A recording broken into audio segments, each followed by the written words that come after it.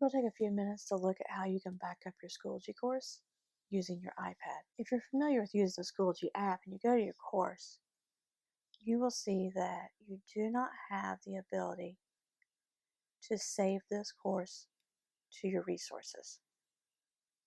So you will not be able to use the Schoology app to do this.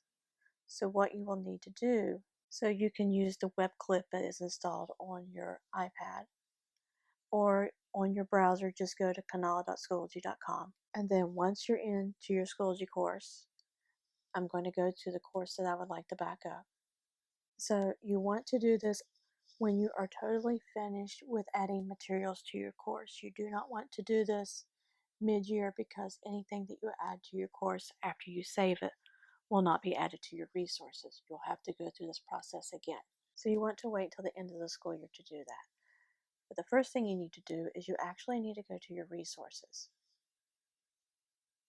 Resources is similar to Dropbox, Google Drive, and those type of things. This is an online cloud storage. With Schoology, they've given us unlimited space, so you do not need to worry about the amount of photos, videos, and those kinds of things that you're backing up from your course. It will be fine. You'll see that I have a home section, and this is just for me, and I can add different things here. But since I'm backing up a course, I want it in a nice folder. That way I have access to it. And also it does give me the ability to share these resources with colleagues. So I'm going to go over here to my resources and we'll tap on the file folder box. Alright, so now that I have my collection named, I'm going to tap on create. And you can see under my resources, here at the bottom, I now have my collection for my 8th grade history course. But if I go to it, you'll see there's no materials in that. So what I need to do is I need to go to my course.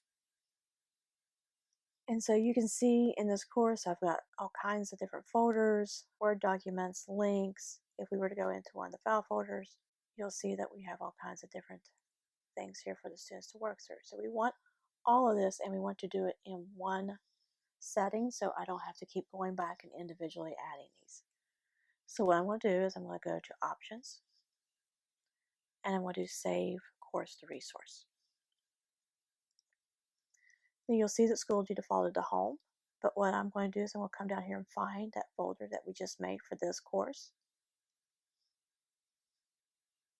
And I'm going to tap on Submit. Now you'll see at the top it's telling me that this is a large file, and especially if this is a whole year's worth of materials, it is going to take a little while for Schoology to transfer it.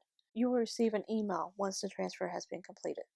So now that I received my email saying that's complete, I'm going to go to my resources, and we'll go find that folder for my 8th grade history. And you will see there's my course, and if I tap on that folder, there's all the materials that we have in that course. And you'll notice that my file structure came over with it.